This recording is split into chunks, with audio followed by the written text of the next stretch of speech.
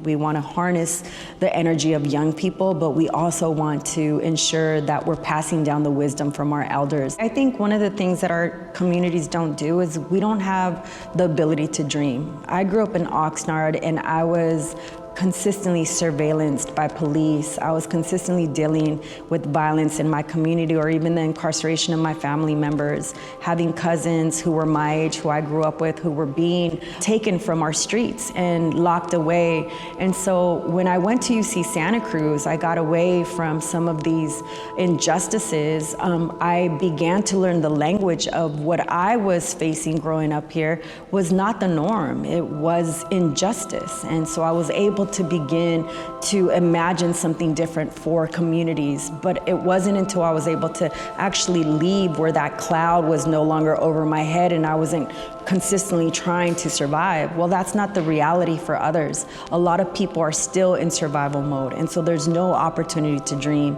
And what we are introducing through the next 250 is reimagining what the next 250 years look like, as we're about to celebrate on July 4th of 2026, the 250th anniversary of the United States of America. Through the leadership of a woman named Saru and Linda Sarsour, is they brought several of us together to work with other organizations and bring them together to have listening sessions, to really hear from their communities that they were serving. And so we have listening sessions from women who are incarcerated, reimagining what the next 250 years could look like for their communities, for them, for their children, their great-grandchildren. We have people who are workers, who are domestic workers from across the country. We really try to be inclusive and to bring people together to begin to rewrite the Declaration from it being independent to being interdependent.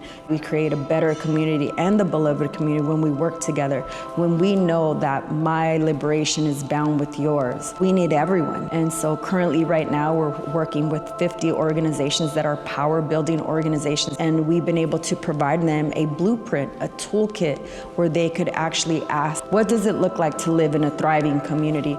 And again, oftentimes people are never asked. We're not asked to think about the next 10, 20 years, let alone the next 250 years. And so we're gathering that data, we're gonna put it into a Declaration of Interdependence, and we're gonna take it across the country, do town hall conversations around the document, and get people to sign on and make this their own and use it as an opportunity to build radical solidarity in their community.